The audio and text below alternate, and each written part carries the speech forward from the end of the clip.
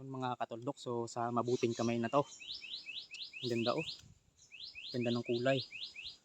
Yung tinatawag na ilahas dito sa amin. Kumbaga sa Tagalog labuyo. Yon mga katuldok. So dito na ako sa aking sa aking pinagkakatihan. Dito na ako sa pwesto ng labuyo na yon. Yon sa pinagkukutaan. So ito na yung aking pangkate. Nakalatag na, tsaka yung aking mga sagar. Yung si Ay. Ayun.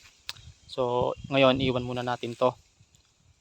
Babalikan na lang natin mamaya. Titingnan natin kung meron siyang huli o kaya mahuli na niya yung hindi natin nahuli nung nakaraan. So ngayon binalikan natin. Ayos.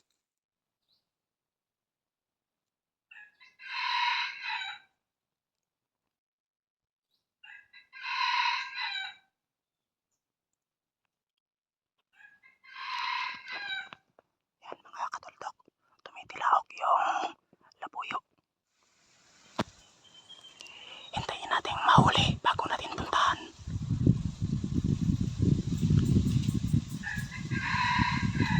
Yan o, tilaok ng tilaok.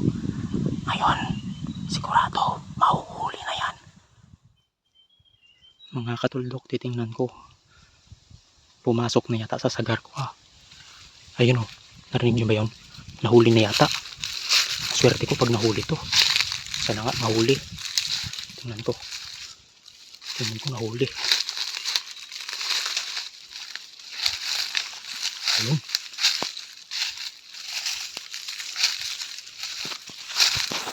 Ganda yun. Ayun, nahuli na. Ayun.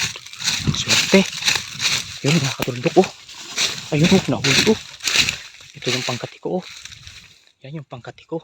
Ito naman yung labuyo. Ayun, nahuli. Ang swerte. Kakan ko nito. Hala. Ayun. Swerte ko mga katuldok. Ano? Hala. Tingnan nyo yung tahid oh. Ang haba. Ang haba ng tahid. Sabi. Agay. Grabe ang tahid. Sakit. Saglit lang. Tatanggalin ko muna to sa sa sagar. Sa sagar na huli. Yun o. Sagar. Yun o. Ganda. Yun. Yun mga katuldok. Nahuli ko yung yung labuyo. Tusok pa ako ng tahid. Ang haba.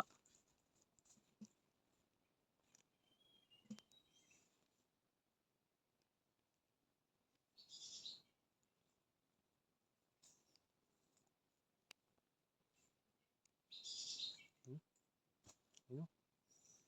Ganda o. Yung tahid o. Ang haba ng tahid. Tanda na. Ewan ko kung ilang taon na to dito. Ganda ng paa. Ano pa? Ayos. Ang swerte kong ngayong araw. Nahuli ko yung yung labuyo dito sa gubat. Ang ganda oh. Ganda.